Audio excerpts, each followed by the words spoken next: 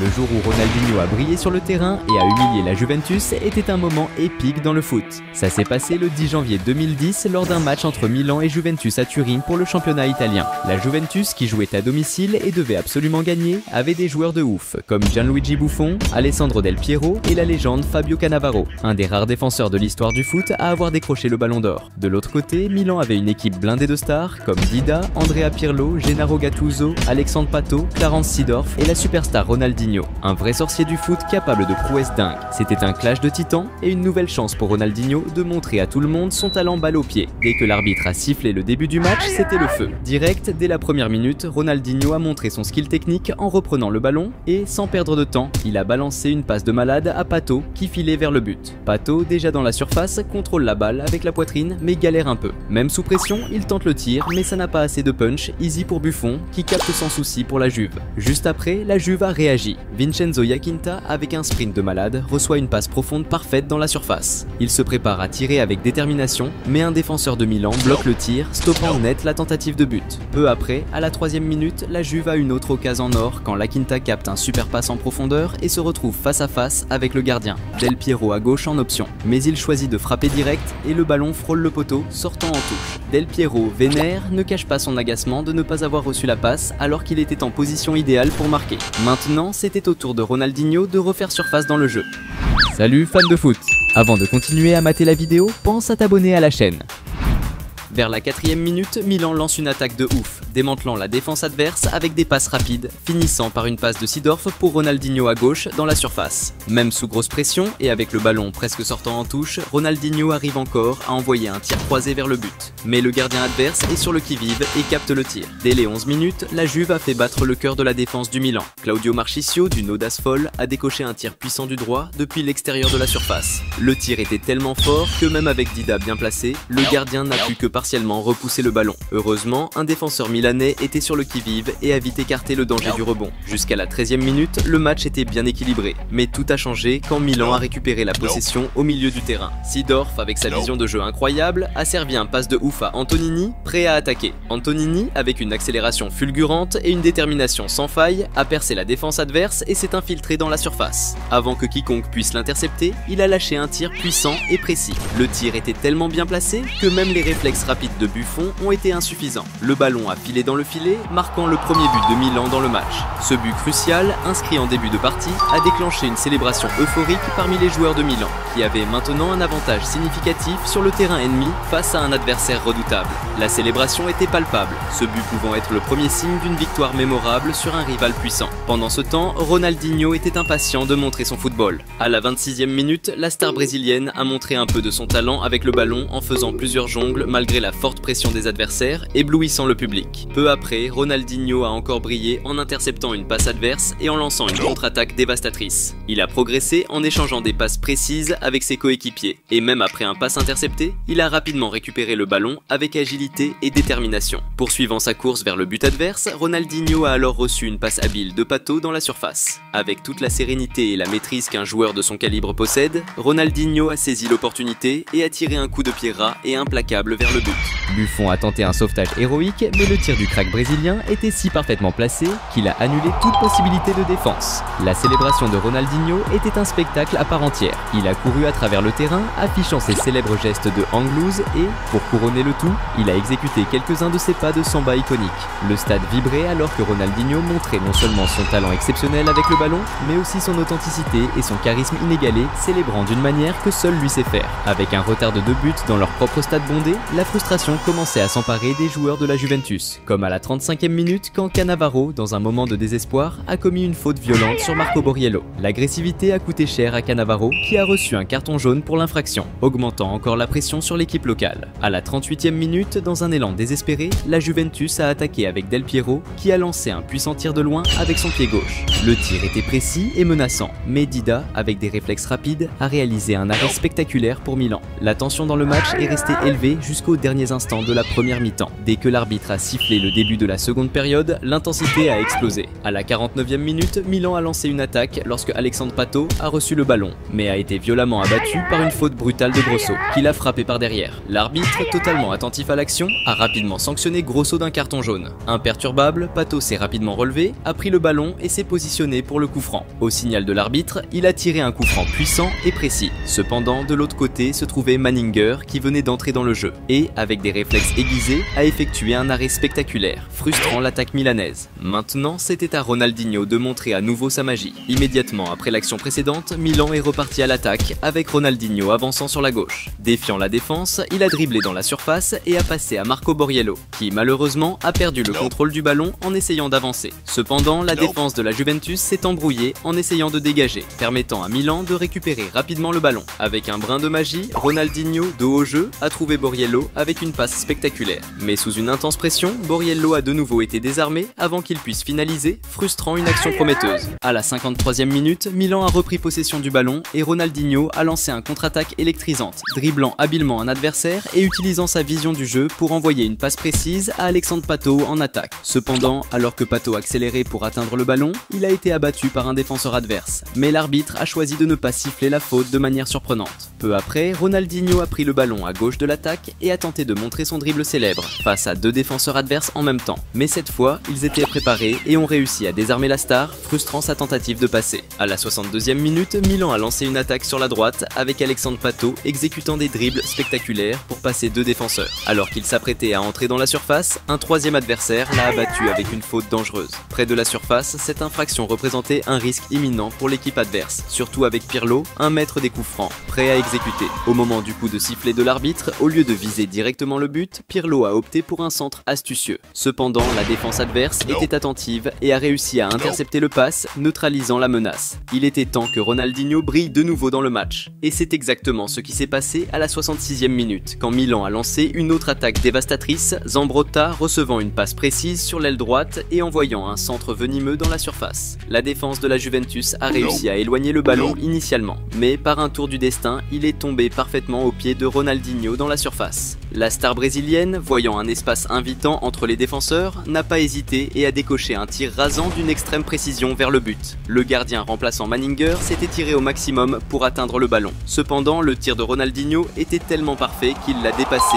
et a secoué les filets. Le crack a célébré avec une euphorie contagieuse, enlevant son maillot, le faisant tourner dans l'air et saluant la foule de supporters milanais qui vibraient avec la scène. La célébration ne s'est pas arrêtée là, car Ronaldinho a également livré ses pas de samba emblématiques, marquant le moment avec sa signature de joie pure. Pendant ce temps, les joueurs de la Juventus semblaient abattus et humiliés, maintenant perdant chez eux par 3 buts d'écart, ressentant le poids de la défaite devant leurs propres supporters. À mesure que l'horloge marquait presque 70 minutes de jeu, l'entraîneur de Milan a décidé de faire un mouvement stratégique, remplaçant Ronaldinho par Inzaghi, préservant le crack pour de futurs affrontements. En se dirigeant vers la sortie, Ronaldinho a été chaleureusement embrassé par ses coéquipiers, montrant leur gratitude d'avoir un joueur de tel calibre à leur côté. À ce moment, les supporters de Milan se sont levés et ont rendu un hommage vibrant par des applaudissements passionnés, une véritable tempête d'acclamations qui résonnait dans le stade, reflétant l'immense respect et admiration que tous ressentaient pour la star brésilienne. En quittant le terrain, même l'entraîneur de Milan n'a pu contenir son admiration, s'approchant pour saluer et embrasser Ronaldinho, le remerciant d'avoir un talent si exceptionnel dans son équipe. Le remplacement de Ronaldinho a été un moment magique, célébré par tous comme la sortie d'une véritable icône du football. Le match est resté électrisant et à la 73e minute, Milan a déclenché une attaque dangereuse avec une longue passe. La défense de la Juventus a initialement repoussé le ballon, mais le rebond est tombé parfaitement pour Alexandre Pato. Rapidement, Pato a tenté de connecter avec Inzaghi, mais un défenseur adverse, dans un acte d'instinct pur, a touché le ballon, déviant sa trajectoire et annulant une grande opportunité d'attaque pour Milan. Avec le départ de Ronaldinho, le jeu a commencé à prendre une tournure plus favorable pour la Juventus. À la 76e minute, la Juve a lancé une attaque éclair quand Claudio Marchisio, déterminé, a tiré un puissant et précis coup de pied de l'extérieur de la zone. Mais Dida était attentif et a réalisé un bon arrêt, gardant le score inchangé. Juste après, la Juventus a lancé une contre-attaque rapide avec Del Piero recevant le ballon en attaque, avançant dans la zone face à la défense et tirant un coup croisé. Cependant, la défense de Milan était attentive et, avec une intervention décisive, a réussi à éloigner le danger. Les dernières minutes du match ont été un véritable véritable test de résistance pour Milan, qui a supporté une pression intense. Cependant, au son du coup de sifflet final, le stade a explosé en applaudissements, les supporters célébrant la brillante performance de l'équipe. Ronaldinho a émergé comme le grand héros du match, affichant un football spectaculaire et marquant 2 buts décisifs qui ont scellé une victoire dominante contre un adversaire redoutable en plein territoire ennemi. Le jour où Ronaldinho a montré à Neymar c'est qui le boss, c'était un vrai show de foot avec une remontada de ouf dans le stade adverse, un hat-trick de Ronaldinho et même un but de Neymar élu le plus stylé de l'année. Ce match de légende, ça s'est passé le 27 juillet 2011, dans un match de ouf entre Flamengo et Santos pour la 11e journée du championnat brésilien. D'un côté, il y avait Neymar Junior, seulement 19 piges, en plein boom de sa carrière chez Santos, considéré à l'époque comme la next-gen du foot brésilien. De l'autre, le vieux briscard Ronaldinho, 31 balais, en train de voir sa carrière sur la descente, revenu jouer au Brésil après des hauts et des bas en Europe. C'était le clash parfait entre deux générations. Alors que Neymar était en pleine ascension, Ronaldinho galérait avec les années. Malgré ça, les attentes étaient énormes pour ce match, parce que deux monstres du ballon rond allèrent se taper. Et ce qu'on a vu sur le terrain, c'était du lourd. Au début du match, Santos, avec un Neymar en grande forme, dominait grave. Dès les 4 minutes de jeu, Flamengo perd le ballon au milieu du terrain et Santos lance une attaque. Neymar capte le ballon et claque un dribble sur son adversaire, avant de passer à Elano, le milieu, qui file direct le ballon à Borges,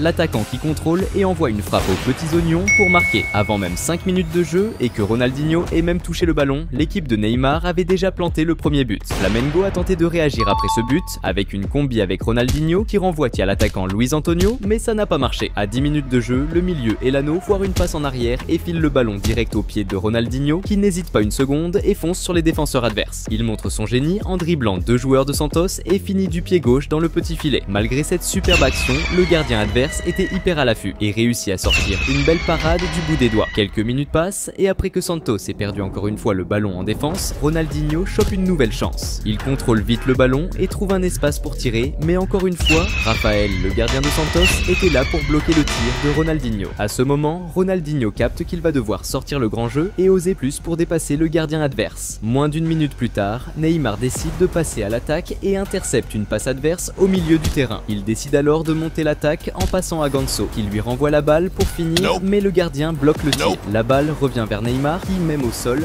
réussit à passer à son pote Borges, qui claque un autre but. Encore un move de dingue orchestré par Neymar, et cette fois avec une passe décisive pour le but. Avec juste 16 minutes de jeu, l'équipe de Ronaldinho était déjà 2 buts derrière et devait réagir dardard. Peu après, Flamengo a alors eu sa plus grosse occasion jusqu'à ce moment dans le match, quand l'avançant David reçoit le ballon dans la surface sans gardien, mais se foire avec la balle, qui tape sa propre cannelle et sort. On dirait vraiment que la chance n'était pas du côté de l'équipe de Ronaldinho.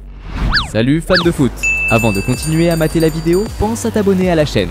Après cette petite frayeur que l'équipe de Neymar a eue, c'était le moment pour lui de briller. Après avoir récupéré le ballon au milieu du terrain, il a dribblé un joueur et fait une passe à un coéquipier entre les adversaires avant de se lancer à l'attaque. Même avec 3 défenseurs de Flamengo devant lui, il a décidé de les affronter, dribblant et tenant tête à la défense. Et avec toute sa magie, il a pénétré dans la surface et a marqué un but de ouf. Neymar, à lui seul, a réussi à dribbler la moitié des joueurs adverses et a marqué l'un des plus beaux buts de tous les temps. Ce but était tellement dingue qu'il a même remporté le prix Puskás du plus beau but de l'année. À ce moment du match, à la 26e minute, avec Santos menant 3-0 contre le Flamengo de Ronaldinho, la plupart des gens auraient pensé que c'était impossible de renverser le match. Mais ceux qui pensaient ainsi oubliaient qu'il y avait un génie du foot nommé Ronaldinho sur le terrain. Et tant qu'il était là, tout restait possible. 2 minutes se sont écoulées et l'équipe de Ronaldinho a décidé de tout donner pour attaquer, car il devait urgemment changer le score du match. Après que Luis Antonio a reçu le ballon sur le côté droit et a envoyé un centre dans la grande surface, Ronaldinho reçoit le ballon face au but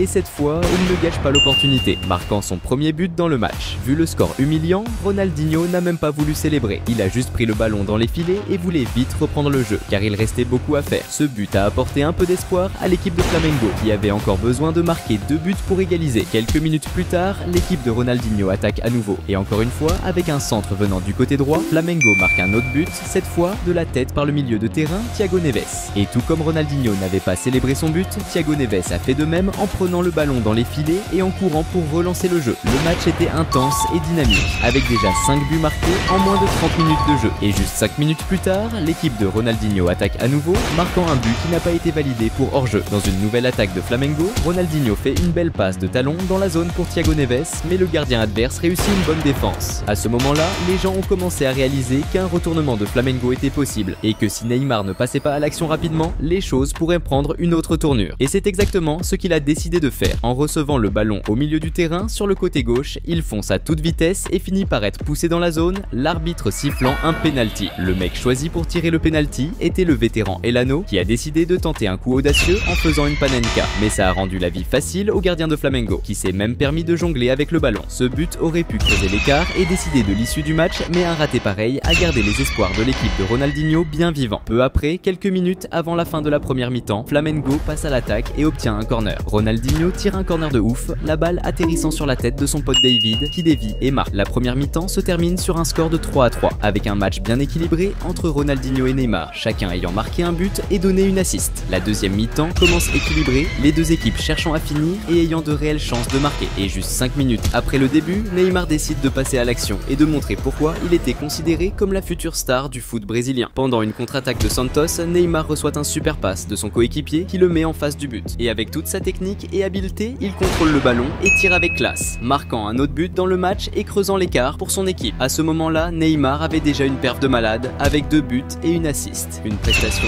digne d'un vrai crack. Mais le match n'était pas encore fini et Ronaldinho pouvait encore utiliser sa magie pour changer le cours du jeu. Quelques minutes plus tard, sur un ballon renvoyé vers le gardien de Flamengo, l'équipe de Neymar a failli avoir une autre chance d'augmenter le score. Mais le gardien était vigilant et a réussi à éviter le pire. Le match était intense et à la 13e minute de la seconde mi-temps, l'équipe de Ronaldinho obtient un coup franc loin de la zone, mais qui pourrait quand même représenter une grosse menace, vu que c'est Ronaldinho qui tire. Il choisit de faire un centre et David, qui avait déjà marqué de la tête, fait un bon coup de boule, mais le gardien de Santos capte. Peu après, Ronaldinho, en recevant le ballon au milieu du terrain, tente un move solo en dribblant plusieurs défenseurs adverses, mais perd la balle face au dernier défenseur. Ronaldinho semblait déterminé à gagner ce match, prêt à tout pour y arriver. Peu de temps après, Ronaldinho et son équipe lancent une autre offensive. Ronaldinho tire et la balle touche un défenseur adverse et rebondit vers Thiago Neves qui était hors jeu. C'était déjà le deuxième but de Flamengo dans le match qui n'était pas validé pour hors jeu, mais ça ne semblait pas du tout ébranler la confiance de l'équipe. Juste après, Ronaldinho tente une autre offensive avec une passe qui finit par être un peu trop forte. À chaque minute qui passait, il semblait que Flamengo de Ronaldinho se rapprochait de plus en plus de l'égalisation. Et c'est exactement ce qui s'est passé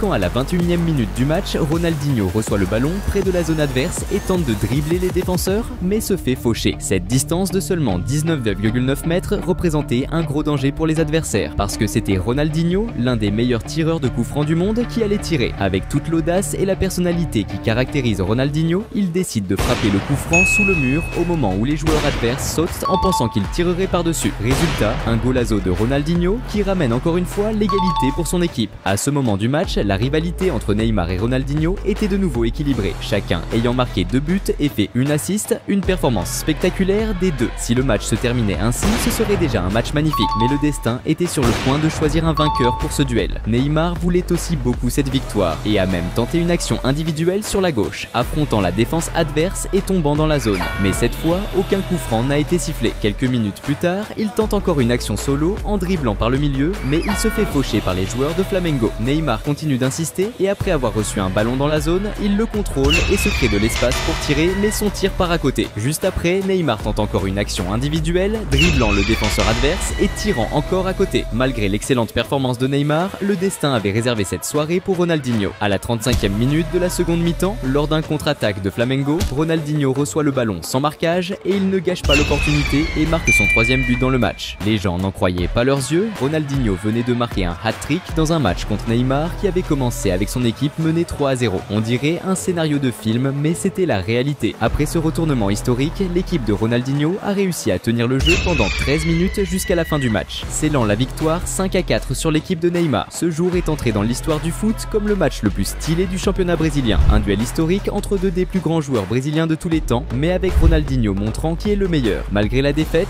Neymar a quand même été récompensé par le prix Puskás du plus beau but de l'année. Il a aussi capté qu'il devait grave progresser pour atteindre le génie de Ronaldinho, qui, même pas à son apogée, a montré au monde qui est le vrai king des dribbles. Le jour où Ronaldinho, déjà retraité, a joué avec le crack du foot, c'était ouf. Ça s'est passé en juin 2023, lors d'un match amical entre les potes de Ronaldinho et ceux de Roberto Carlos. Le match réunissait des stars comme Dida, Cafu, Vini Junior, Dybala, Rivaldo et le phénomène Ronaldo. C'était un clash légendaire entre des icônes du foot, une chance rare de voir différentes générations de superstars s'affronter sur le même terrain. L'arbitre a sifflé le début du match qui a démarré sur les chapeaux de roue. Dès les 2 premières minutes, Ronaldinho a balancé un passement de jambes stylé à un coéquipier. Ensuite, Vinicius Junior a percé sur l'aile gauche et a centré la balle vers Cafu au milieu. Voyant un espace libre, Cafu n'a pas hésité et a tiré de loin, presque marquant un superbe but, la balle frappant la barre transversale. Après le tir de Cafu, le rebond est allé à Vinicius Junior qui a vite passé à Ronaldinho. Il a tenté de finir, mais la précision manquait et la balle est sortie en touche. Peu après, l'équipe de RC3 a riposté avec Nani, avançant sur le côté droit et passant à Lucas Moura, libre dans la zone. Lucas a dribblé le gardien et allait tirer quand l'arbitre a signalé hors-jeu, annulant l'action. Ensuite, l'équipe de R10 a relancé l'attaque avec Vinicius Junior, recevant un passe précis sur le flanc gauche et entrant dans la zone. Après avoir dribblé habilement son défenseur, il a passé à Ronaldinho qui a tenté de tirer, mais son tir a été bloqué par un défenseur adverse. À la 5e minute, Ronaldinho a lancé une attaque en passant à un coéquipier avancé. Cependant, le gardien adverse a vite quitté sa cage pour dégager la balle. Malgré cela, le rebond est resté avec l'équipe de R10, permettant à JJ de lancer un tir puissant de loin, frappant la barre transversale et faillant marquer. Après l'action, le rebond est tombé aux pieds de Vinicius Junior, qui, dos au but, a contrôlé le ballon et a envoyé une bicyclette spectaculaire vers le but. Cependant, le gardien adverse était vigilant et a réussi à arrêter le tir, empêchant ce qui aurait été un but mémorable. À la 6e minute, l'équipe de R10 est repartie à l'attaque avec Cafu avançant sur la droite et passant le ballon à Ronaldinho au milieu de la surface sans marquage. Mais il a mal pris le ballon et raté son tir devant le but. Jusqu'à ce moment, Ronaldinho ne semblait pas être dans sa meilleure forme, gaspillant plusieurs occasions claires de but. Salut fans de foot! Avant de continuer à mater la vidéo, pense à t'abonner à la chaîne. À la 9e minute, Ronaldinho a mené une nouvelle attaque, échangeant des passes avec ses coéquipiers à l'intérieur de la zone adverse, jusqu'à se retrouver face à face avec le gardien. Mais encore une fois, il n'a pas réussi à finir correctement, gaspillant une autre grande chance de but. Juste après, l'équipe de R10 a maintenu la pression offensive, cette fois avec JJ qui a réalisé un exploit individuel impressionnant, dribblant plusieurs adversaires et terminant avec le ballon au fond des filets. Ce but magnifique des amis de Ronaldinho a mis l'équipe en tête, laissant penser que beaucoup d'autres buts pourraient suivre dans le match. Mais de l'autre côté, il y avait aussi d'autres gagnants du Ballon d'Or comme Rivaldo. À la 15e minute, l'équipe de RC3 a réagi avec Vérone qui a avancé pour l'attaque et a passé le ballon à Rivaldo au milieu près de la zone. Remarquant un espace dans la défense adverse, Rivaldo en a profité pour décocher un tir du pied gauche de l'extérieur de la zone. Le tir était si puissant et bien placé qu'il a atteint exactement l'angle désiré. Le gardien Dida a essayé de l'atteindre, mais en vain, et le ballon a fini au fond des filets. Ce but de l'équipe de RC3 a égalisé à nouveau le match, intensifiant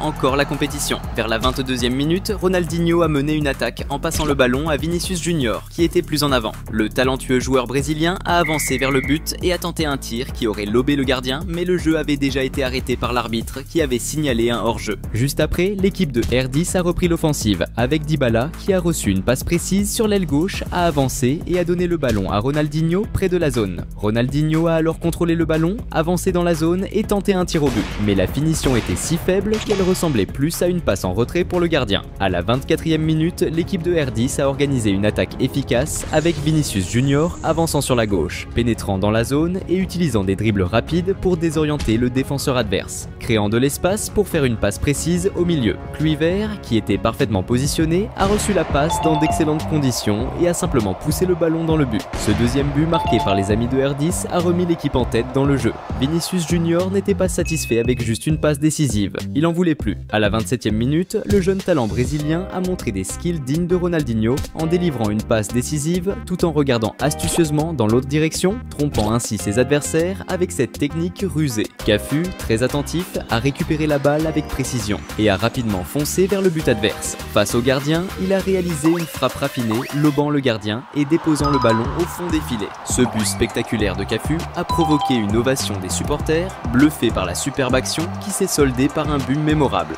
Avec ce but, l'équipe des potes de R10 a encore agrandi son avance, consolidant sa domination dans le match. Vers la 30e minute, Ronaldinho a impulsé une attaque en passant la balle à JJ qui a dribblé le gardien et tenté une frappe de talon vers le but. Cependant, juste au moment où le ballon allait franchir la ligne de but, Cafu est intervenu pour finir, ce qui a conduit l'arbitre à signaler un hors-jeu et à annuler le but. Juste après cette action, l'équipe de RC3 a réagi avec une tactique bien rodée contre la défense adverse, aboutissant à William envoyant une belle passe dans la grande grande zone. Lucas Moura, rapide dans ses déplacements, a sprinté pour recevoir la balle et a conclu l'action avec une finition efficace. Ce but marqué par les amis de RC3, venant de joueurs encore actifs professionnellement, montrait clairement que la vigueur physique des plus jeunes offre un avantage significatif et apporte une dynamique spéciale au jeu. À la 33e minute, Ronaldinho, positionné sur l'aile gauche, a contribué à l'attaque de son équipe en envoyant une passe millimétrée à Cafu, libre de tout marquage de l'autre côté du terrain. Cafu a réceptionné la balle parfaitement et, sans hésiter, a lancé un puissant tir vers le but. Cependant, malgré la bonne tentative, la précision du tir n'était pas idéale, faisant que la balle est passée au-dessus de la barre transversale et soit sortie en touche. Ronaldinho cherchait vraiment à aider son équipe à creuser l'écart. À la 35e minute, le prodige brésilien a délivré une passe remarquable à Vinicius Junior, qui était bien placé en avant. Maîtrisant le ballon avec habileté, Vinicius a foncé vers le but adverse. Face au gardien, il a décidé de répliquer le but précédent de Cafu en lançant un tir lobé précis qui a survolé le gardien et atterri doucement dans le filet.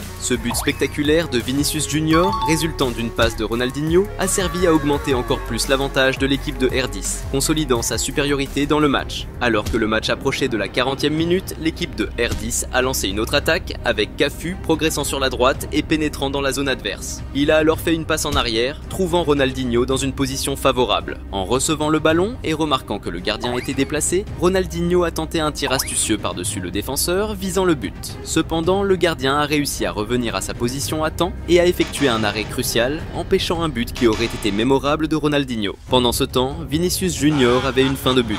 À la 43e minute, le jeune prodige brésilien a montré son habileté en exécutant une passe impeccable à Dybala, puis en courant sur tout le terrain pour recevoir la passe de retour à l'avant. Quand Vinicius Junior a repris la passe dans la zone et face au gardien, il a tiré vers le but. Mais malheureusement, par très peu, le ballon n'est pas entré, frappant le poteau. Profitant de la proximité avec les fans après l'action, Vinicius Junior a interagi avec quelques jeunes fans présents, distribuant des autographes et partageant un moment spécial. Peu après, l'arbitre a sifflé la fin de la première mi-temps. Au retour de la pause, certains joueurs ont changé d'équipe pour tenter d'équilibrer le jeu, comme Vini Junior, qui a commencé à jouer pour l'équipe de RC3. Maintenant, l'équipe de Ronaldinho était confrontée à la tâche ardue de tenter de maintenir l'avantage contre des joueurs plus préparés. Avec le coup de sifflet de l'arbitre marquant le début de la seconde mi-temps, Vinicius Junior est entré sur le terrain motivé et désireux de marquer un but. Dès la 47e minute, le jeune talent brésilien a capturé une passe sur l'aile gauche et a avancé avec détermination vers le but adverse. En pénétrant dans la zone, il a habilement trouvé de l'espace entre les défenseurs et a exécuté un tir puissant vers le but. Le tir de Vinicius était si fort et précis qu'il a dépassé les réflexes du gardien, trouvant son chemin vers le fond du filet. La célébration du but était particulièrement marquante, avec Vinicius s'adonnant à une série animée de danse et même prenant un selfie en utilisant le téléphone portable d'un des supporters, ajoutant une touche spéciale au moment de joie. Immédiatement après le but, un moment curieux s'est produit quand un supporter a envahi le terrain pour étreindre Ronaldinho, montrant que, malgré qu'il ne se démarquait pas dans ce match, il restait le favori parmi les fans.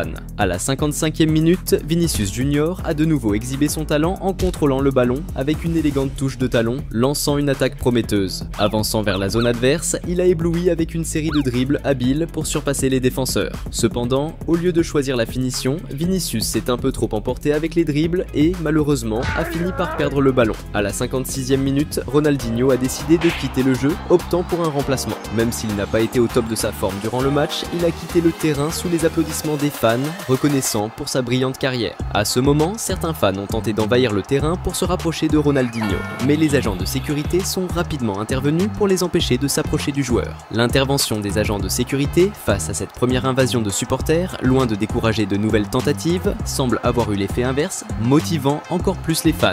Dans un élan de croissante excitation, une foule de supporters a décidé de prendre exemple et s'est dirigée vers le terrain, s'approchant de plusieurs autres joueurs renommés. Vinicius Junior, l'un des athlètes les plus reconnus sur le terrain, a dû être rapidement escorté hors du terrain pour assurer sa sécurité. Bien que les joueurs aient montré beaucoup de réceptivité et de gentillesse envers les fans, des mesures de sécurité ont exigé qu'ils soient tous escortés jusqu'au vestiaire pour éviter tout incident. Cette situation a conduit à l'arrêt du jeu avant d'atteindre les 90 minutes réglementaires. Malgré cette fin inattendue, c'était fascinant de voir des légendes du foot, autrefois considérées comme les meilleurs du monde, concourir et jouer côte à côte. Cependant, il est devenu assez évident qu'un joueur jeune dans la fleur de l'âge, comme Vinicius Junior, a pu surpasser ces grandes figures du football avec une relative facilité, se démarquant clairement dans le jeu.